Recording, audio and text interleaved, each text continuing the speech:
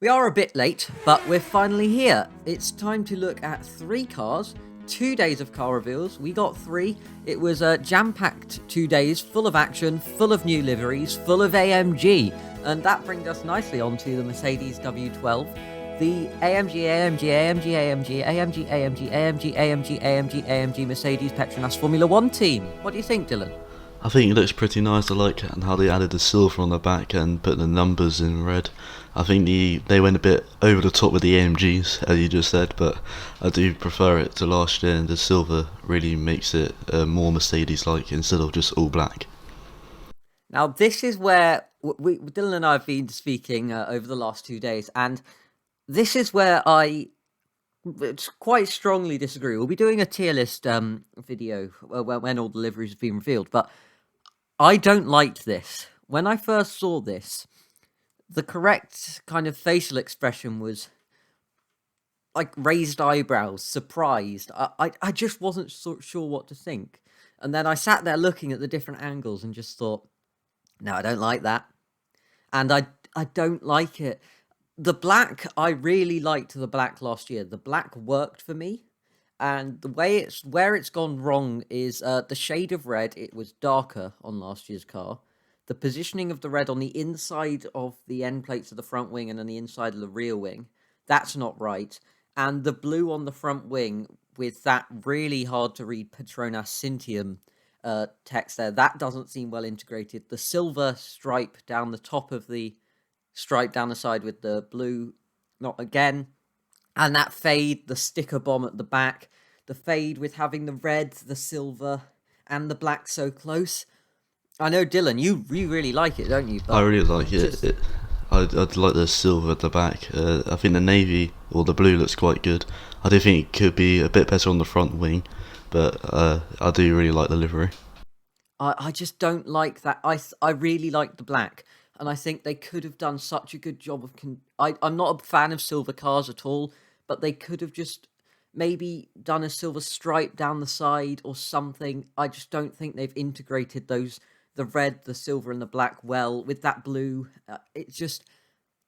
they've just not done it. It doesn't look a championship winning car. It doesn't look that professional. And then the size of the sponsor logo. So you've got a massive AMG next to the cockpit, a massive Ineos, and a massive Petronas. It's like, which one's the title sponsor? So it kind of, to me, looks like it feels a bit rushed. They've got lots of good ideas, but as I say, I don't like it. Dylan's a big fan, aren't you? I think you really like it. I really like the look of it. I think it's one of those cars that you either... it's a mustard car. You like it or you hate it, and it just doesn't gel with me. It just doesn't sit right. Some of the things I do quite like. The colours of the number on the back, the red, not so much. But the 44 down the bottom left of your screen with the kind of hollow 44, that's nice. And just a normal black, again, that's nice. But no, I just don't agree. Dylan likes it, I don't, and I think it's just a mustard car. But there's other things to talk about it other than the livery, isn't there, Dylan? There's some technical changes, have as much as they've been allowed to. Obviously, Mercedes, every team's been allowed 2 tokens to spend to change 2 big bits of the car, and the brake ducts have slightly changed. You can see we've circled that there. Another thing that has slightly changed as well is the side pod and barge board designs. They're slightly different, aren't they, Dylan? They've just been to help the airflow at the back of the car. Yeah, they've tried to make it more aerodynamic and help the air, as you just said, get over the car nice and smoothly to make it more streamlined down the straights. Yeah, it's to they've done that so that, you know, we're losing downforce at the back with that cutaway on the floor. So they've kind of redesigned the side pods to push air into different places and make, as Dylan said, make it a bit more streamlined. Now you'll see down in the bottom right, why have I drawn an arrow pointing to just the floor? Well, that's because Mercedes actually haven't revealed their floor design. They want to keep some things very secret, so their floor design, so the cutaway bit and the back of they're not revealing that until the last moment. So I don't know, have they done something like very controversial with the regulations? What do you think, Dylan? I think they might have tried to think of a good design to get the downforce back, a bit like what they did with DAS last year, trying to think of a loophole to add more downforce to the rear. I'm not sure Yeah. what they could do though. No, I haven't read the regulations, but yeah, they are keeping that. Red Bull are keeping their cars very close to their chest. We got 2 pictures and a couple of shots on their shakedown, so they're the one team as well, and they've also, and we'll show on the Aston Martin they've got this as well. So it's clearly a Mercedes powertrain thing. They've got some interesting bulges on the engine cover, haven't they, Dylan? Yeah, I it don't know what they're there for. might be the engine slightly bigger than they thought, so they might have to make some more space for it. Yeah, it doesn't. It's clearly needed, and it clearly doesn't hinder the aerodynamics too much, as they would have found a way around it if not. But it's just a bit weird to see those. It's almost like they put the engine in after they've done the bodywork, and it's just kind of pushed it out wide. But it's an interesting car. The Mercedes. They've done some changes to the brake ducts as well. Lots of teams have been changing the front end and the brake ducts. They haven't changed the wing so much, just the brake ducts. But as I say, not many changes, as all of them. The regulations have been somewhat frozen to help with costs over the pandemic, haven't they, Dylan? So Yeah, that hasn't changed much. But livery wise, that's the main talking point with all of them this year. And I'd say it's you like it or you hate it, and we're split here. Dylan loves it, I hate it. We'll have to see how it compares to the other ones in the tier list. I'd say it just gets the job done, maybe even less than that. I don't think I'd remember it. I think you will, but I don't think I will. yes, they've also done some changes to the engine as well, and you don't really care about what the livery looks like. It's just a look. It's about what the car can actually do. So Yeah, you shouldn't be yeah, too it bothered is, about what it obviously. looks like. Yeah, obviously it's how it performs on the track is the main thing, but we haven't seen that yet, sadly. But yes, they have changed, as you said. They have done quite some major engine upgrades to increase reliability and some bits on the engine harvesting as well. But overall, Dylan likes it, I dislike it, and that's all we've got to say on the Mercedes. And now we are going on to the Alpine F1 car. So here is the Alpine A521. I don't know why it's called the A521. It sounds like a road in the UK. It probably is the A521 somewhere. I don't know where the A521 is. We may find out in the edit. We may not. But this livery, I'd say, is consistent top 3, top 4 of mine. It's not one of my favourites. That blue is a bit too in your face for me. It's a bit too bright, and it does look a bit like a toothpaste tube. But it's a lot better than the Mercedes. And you, again, this is your favourite, isn't it, Dylan? Well, it's not my favourite, but I think it's still pretty good. I think it's slightly better than the Mercedes. It just stands out a bit more, and I just like the colour schemes and blue, white, and red at the back. I think it looks quite good on the car. Yeah, I do like the colour schemes, the blue, white and the red, the French flag. The blue's a bit too fluorescent in those studio shots. Obviously, we'll have to see how it pans out on track, but to me, that blue there's a bit too much. I think they could have done a bit more red, and obviously I'm not a designer, but I think they could have done a bit more red, and that blue's nice, but it's a bit in your face for me, so maybe a bit more black as well.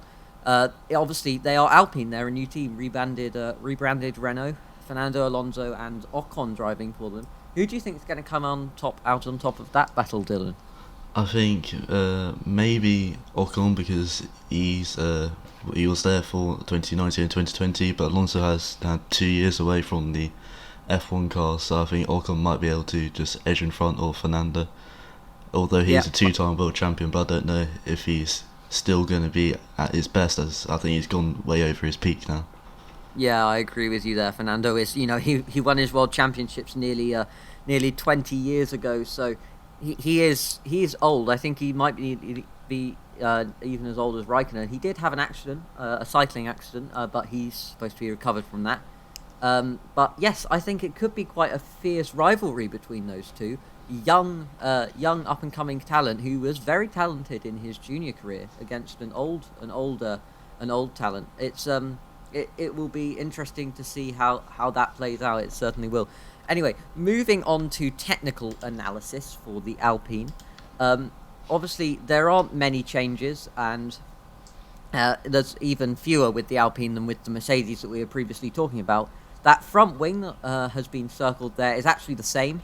The shape of the front wing, it's slightly different. Maybe that the nose cone is slightly a bit more pointed, but it's a very similar, very narrow nose that the Renault had last year. Obviously, only two tokens to spend on things to change. Those side pods have slightly changed. They've been slightly reprofiled, a little bit more of a contour on there, but again, not much. And there are some, again, interesting bulges, this time with the Renault power units up there. Have teams got some big components hidden under there that they've been upgrading over the winter, Dylan? I think they probably have done a lot of changes to the engines, and they might have made them slightly bigger, so they've had to make way for the new engines to be able to fit in the slot properly. So I think a lot of teams might have done a lot of engine upgrades, just like Mercedes have done. Yeah, I agree with you there. There are some interesting bulges. They look a bit more aerodynamic than the Mercedes, not so in and out very quickly, but there are still some interesting bulges. But that is really it. There are not many changes on that Alpine from what they've seen. They've obviously either kept their cards close to their chests like Red Bull and Mercedes have done, or they just haven't spent their tokens in a way that's obvious to the eye. We'll have to see when the car gets out on track. It was an interesting launch, wasn't it? They did some weird graphics thingy with Esteban Ocon's line that you'll hear now, sounding very, very robotic indeed, didn't it, Dylan?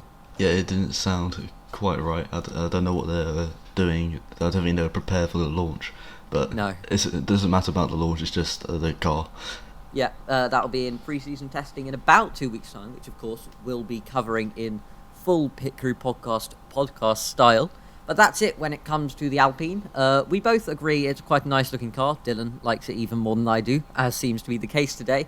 But there are not many changes, and we'll have to see how the rivalry between Ocon and Alonso and the car shapes up in pre-season testing and the season to come. And now it's on to the final car, the Aston Martin. So here is the Aston Martin. I like this. By far the best livery on the grid, in my opinion. I'm quite picky when it comes to liveries, but when I see one I like, I really like this. And as soon as I saw it, I just thought, that's nice. It's just, I can't find many faults with it. Maybe a bit more black could have been nice, maybe on that fin on the rear wing, maybe. But I also like the way people were saying, oh, were they going to integrate the pink for BWT's branding? Like, they had a massively pink car in the Racing Point last year. But I think they've done it well. I think they've done it subtly and well. What do you think about the pink, Dylan? They've done it well, but I know it's the BWT is one of their main sponsors, but I still think the stripe should have been white and they should have replaced the pink with the white. And I don't know, maybe try and fit the pink somewhere else. I don't think it looks quite right at the bottom and on the wing, but it will do for now. I really like it there. I disagree. I don't think white would have worked. Maybe black, but I like the pink. I like the branding.